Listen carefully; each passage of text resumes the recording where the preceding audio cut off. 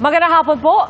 Krimen sa Maynila, isang patay na babae na nakagapos pa ang natagpuan sa kwarto ng isang hotel. Tinutuntun ngayon ang babaeng nakasama ng biktima sa pag-check-in lalo't nahulikam ang kanyang pagtakas. Nakatutok si Jomera Presto. Wala ng buhay at nakagapos pa ang mga kamay. Ganyan nadatnan ng mga otoridad ang isang babae sa loob ng kwarto ng isang hotel sa Santa Mesa, Maynila umaga nitong Huwebes. Ayon sa Barangay 587, lumabas sa backtracking ng mga pulis na isang lalaki at babae ang kasabay na nag-check-in ng biktima sa hotel noong Miyerkules ng gabi. Sa kuhang ito sa Barangay 589, mag-aalas 7 ng umaga kinabukasan, makikita ang babaeng yan na naka-shades at face mask habang may dalang helmet. Galing daw siya sa hotel at ilang beses nagpabalik-balik sa Old Santa Mesa. Hanggang sa lumiko na siya ng reposo. Maya-maya, makikita na ang babae na tumatakbo sa kabaan ng Peralta. Makalipas ang ilang minuto, isang room boy ng hotel ang hinahanap ang babaeng tumatakbo. Siya raw pala ang babaeng kasama ng biktima sa loob ng hotel.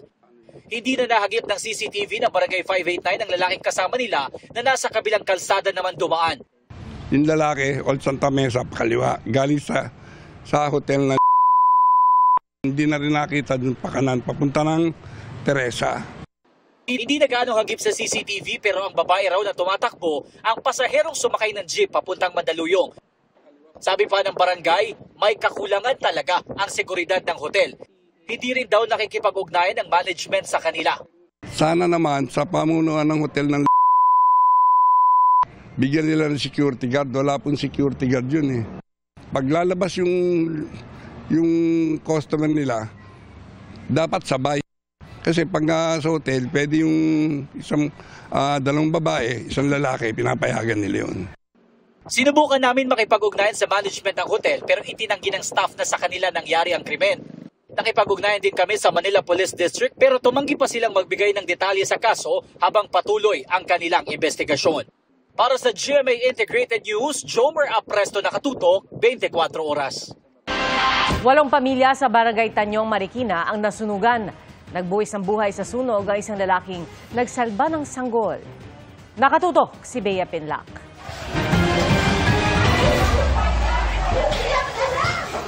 Nabalot ng apoy at usok ang himpapawid sa Barangay Tanyong sa Marikina pasado alas 2 ng madaling araw kanina.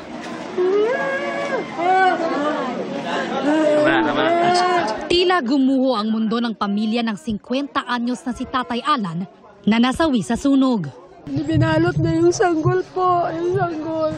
Sabi niya, ilabas mo. Sabi niya, balikan ko lang yung bag. Sabi ng apo kong maliit. Patay na si Lolo. Hindi patay si Lolo. Masakit sa... Nalabas niya yung mga apo niya, tapos pati yung asawa niya, tapos binalikan yung bag, nandun siya nakita sa may loob ng kwarto sa may likod. Ang laman ng bag ni Tatay Alan, pera, mga ID at iba pang gamit.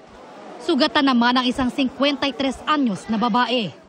Meron siyang mga burns sa dalawang paa, sa balikat, tsaka sa kamay. Ayon sa BFP, hindi bababa sa 6 na bahay ang natupok ng sunog na umabot ng unang alarma. Nasa 8 pamilya o halos 30 individual ang apektado. Mabilis daw kumalat ang apoy dahil gawa sa light materials ang mga natupok na bahay. Buti na lang po buhay yung pamilya ko. Ang hirap po mawalan ng bahay. Sobrang sakit po. Humigit kumulang 350,000 pesos ang halaga ng pinsala. Inaalam pa ng BFP ang sanhi ng sunog na naapula mag-aalas 3 na ng madaling araw. Para sa GMA Integrated News, Bea Pinlac, nakatutok 24 oras. Nasa Malaysia na si Pangulong Bongbong Marcos para sa ASEAN Summit bago umalis. May mga iniutos siya sa kanyang gabinete. Kabilang dyan, ang pagpapababa sa presyo ng construction materials sa mga proyekto ng gobyerno na ayon sa Pangulo ay overpriced. Nakatutok si Darlene Kai. Several items like asphalt, steel bar, cement, are overpriced by as much as 50%. Sabi ni Pangulong Bongbong Marcos, ito ang nadiskubre ng DPWH sa kanilang pag-uusisa sa mga proyekto ng gobyerno. Sabi ng DPWH, ginamit ang mga overpriced na materyales sa iba't ibang proyekto tulad ng pagpapatayo ng mga kalye, tulay, classroom at health centers. Nagsimula na tayo several weeks ago sa pagre-review at pag-benchmark ng mga presyo. Marami po dito talagang ang layo ng presyo sa merkado ng iba't ibang mga materyales. Kaya bago umalis kanina papuntang Kuala Lumpur, Malaysia para sa 47th ASEAN Summit and related summits, may utos ang Pangulo kay Dizon. Bring down the cost of materials by as much as 50%, which will result in savings in the capital outlay, spending of at least 30 to 45 billion pesos. This is money that we can use for services such as health, education, and food that our people desperately need. Idedetalye raw ni Dizon sa mga susunod na araw ang mga reformang gagawin sa presyo ng materyales. Tiniyak niyang hindi ito makaaapekto sa kalidad ng mga proyekto. Patuloy raw na sinusuri ng DPWH ang mga proyekto at kontrata kasabay ng paghahabla sa mga sangkot sa korupsyon. Inatasan din ng Pangulo ang Bureau of Internal Revenue na habulin ang mga nangurakot. May pahayag din ng Pangulo sa gitna ng mga panawagang huwag munang maningil ng buwis dahil sa issue ng korupsyon. The Department of Finance has also instructed the BIR to look into the possible exemption of certain taxpayer segments from the obligation of withholding and remitting creditable withholding taxes, and the simplification and lowering of the applicable creditable withholding tax rates. Habang wala ang Pangulo, itinalagang caretakers o tagapangsiwa ng bansa sina Executive Secretary Lucas Bersamin, Education Secretary Sonny Angara at Agrarian Reform Secretary Conrado Estrella. Para sa GMA Integrated News, Darlene Kai, nakatutok 24 oras.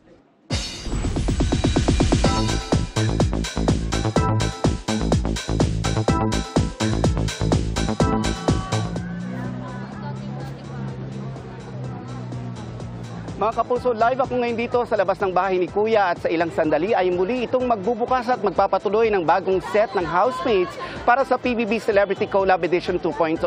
Kasama natin ang fans na nag-aabang sa muling pagbubukas ng PBB House sa panibagong collab ng GMA at ABS-CBN. 20 mga Gen Z ang sasalang sa challenges at ipakikilala ang kanilang pagkatao sa teleserye ng totoong buhay. Tumutok lang dito sa 24 Oras Weekend para sa mga sorpresa at updates kaugnay ng PBB Celebrity Collab Edition 2.0.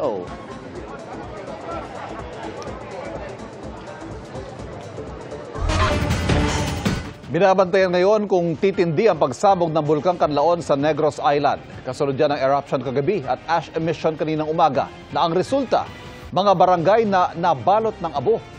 Mula sa La Castellana, Negros Occidental, nakatutok live si Eileen Pedreso ng GMA Regional TV. Eileen? Ivan, mga kapuso, nananatili mang normal ang sitwasyon sa Negros Occidental matapos ang moderately explosive eruption ng Mount Canlaon kagabi. Ramdam naman ang pangamba sa mga residente sa pagputok ng bulkan.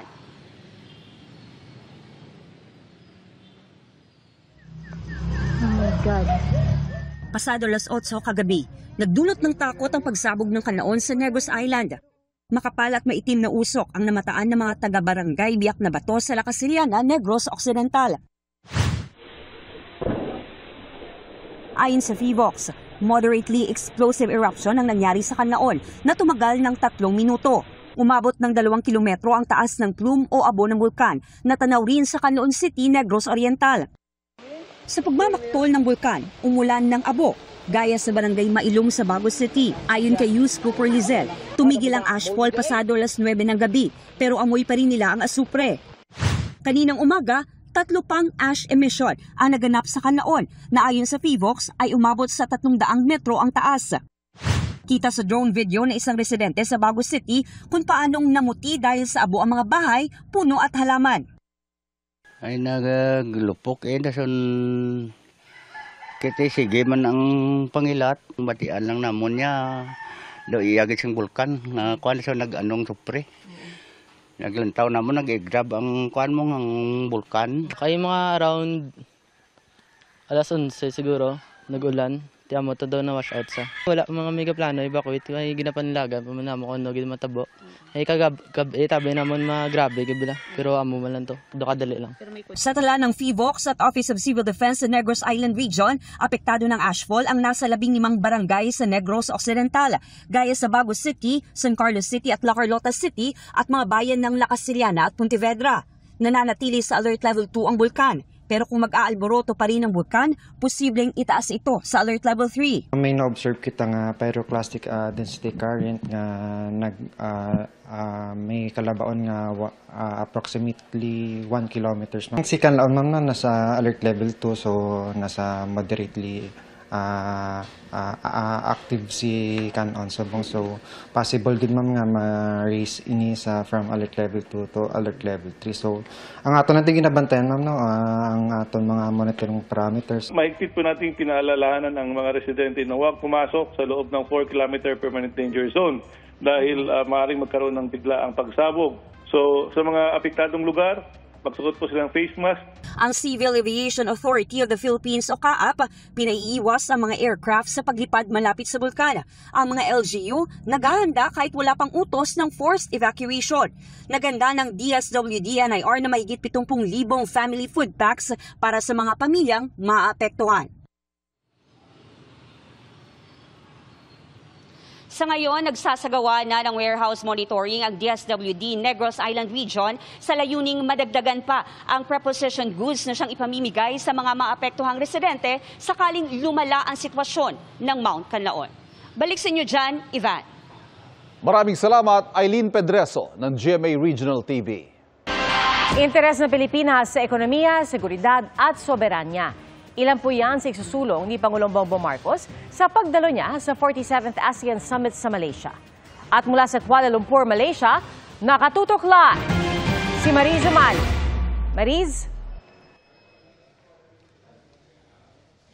Pia, salamat Potong. Pagbati yan dito sa Malaysia, paghapon na at malapit na maggabi. Kanina ngang alas 2:50 ng hapon nang dumating dito sa Kuala Lumpur, Malaysia si Pangulong Bongbong Marcos kasama si First Lady Liza Araneta Marcos at ilang mga miyembro ng gabinete para sa gaganaping ika-47 ASEAN Summit at related summits na magsisimula na bukas. Puno ang schedule ng Pangulo para sa 3 araw na ASEAN Summit and related summits. Inaasahang makikipagpulong ang Pangulo sa mga lider ng iba't ibang ASEAN member states, dialogue partners at mga kinatawa ng international organizations. Nakaangkla ang summit sa temang inclusivity and sustainability. Inaasahan lalagdarin ng Pangulo sa deklarasyon para sa opisyal na pagpasok ng Timor-Leste bilang ika-11 miyembro ng ASEAN. Dadalo rin siya sa pagpirma sa Second Protocol para maamyendahan ang ASEAN Trade and Goods Agreement o ATIGA at ang ASEAN-China Free Trade Area 3.0 upgrade. Dito isusulong ng Pilipinas ang mga interes nito sa ASEAN lalo sa ekonomiya, pati ang seguridad sa dagat at sovereignty rights sa gitna ng patinding mga insidente ng panghaharas ng China sa West Philippine Sea. Sa kabila ng tensyon, tiniyak ni DFA spokesperson Assistant Secretary Angelica Escalona na mananatiling aktibong katuwang ng bansa ang China at Estados Unidos sa mga usaping pang-ekonomiya. May mga bilateral meeting din ang Pangulo. Dadalo rin sa summit ang mga lider ng Japan, India, Republic of Korea, China, New Zealand, Australia, pati si US President Donald Trump na inaasahan darating bukas.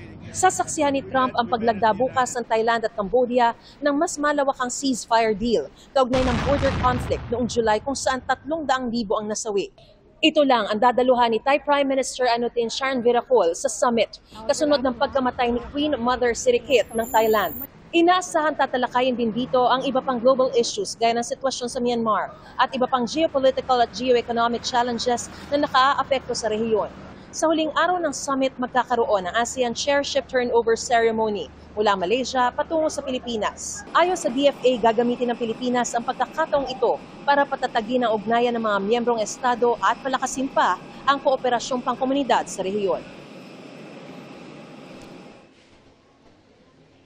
Pia, alas 9:05 ng umaga bukas, sinasa magdaratingan yung mga ASEAN leader sa park entrance nitong Kuala Lumpur Convention Center kung saan naroroon tayo ngayon para sa formal na pagbubukas ng 37th ASEAN Summit at related summits. At yan ang pinakasariang balita mula rito sa Kuala Lumpur, Malaysia. Balik sa iyo, Pia. Maraming salamat, Marizo Mali. Isang linggo bago ang undas, tuloy-tuloy ang pagdalaw at paglilinis sa mga puntod sa mga sementeryo. Gaya sa dalawang pangunahing libingan ng Maynila, na milyon-milyon ang posibleng dadalaw.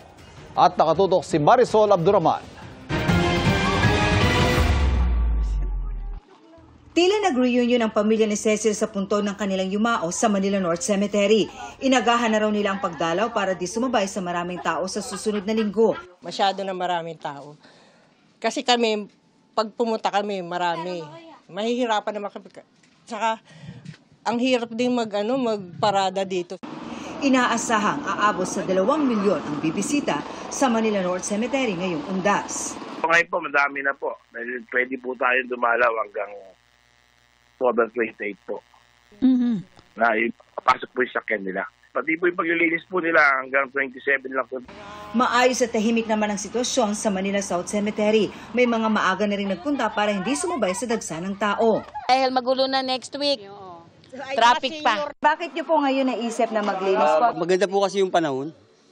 Bago mag alas 2 ng hapon ngayong araw, umabot na sa 7,000 ang bilang ng mga nagpupunta rito sa Manila South Cemetery. It's either naglilinis o dumadalo na sa puntod ng kanilang mga yumaong mahal sa buhay. Inaasahang aabot ang bilang sa mahigit 1 milyon sa araw na mismo ng undas. Meron na po bang mga reward incident? May mga na-confiscate na po kayo? Actually, wala. Wala ngayon dahil marami tayong kasamang mga barangay tsaka may mga pulis na nasa loob na paikot-ikot. Bantay saradong sementeryo ng CCTV cameras at magdedeploy rin ng 2 drones simula October 31. Bukod sa mga bawal dalhin sa loob, bawal din mag-overnight sa North at South cemeteries. Para makatulong sa pagdalaw ng mga naliligaw o kaya di makita ang puntod ng kanilang mga yumao, mayroong puntod finder ang Manila North at Manila South Cemetery. Para sa GMA Integrated News, Marisol Abduraman, nakatuto 24 oras. Mga kapuso, magpa-full tank na dahil sa huling Martes bagong undas, may nakaambang taas presyo sa petrolyo. At sa tansya po ng Unioil, piso at 70 sentimo hanggang piso at 90 sentimo ang posibleng taas presyo sa litro ng diesel. 90 sentimo hanggang piso at 10 sentimo naman sa gasolina. Sa Oil Industry Management Bureau, nakikitang may epekto sa presyuhan ang bagong sanksyon ng Amerika sa mga kumpanya ng langis sa Russia dahil sa gera sa Ukraine. At ang pagbaba ng inventaryo ng crudo sa Amerika dahil sa tumaas na demand ng mga refinery.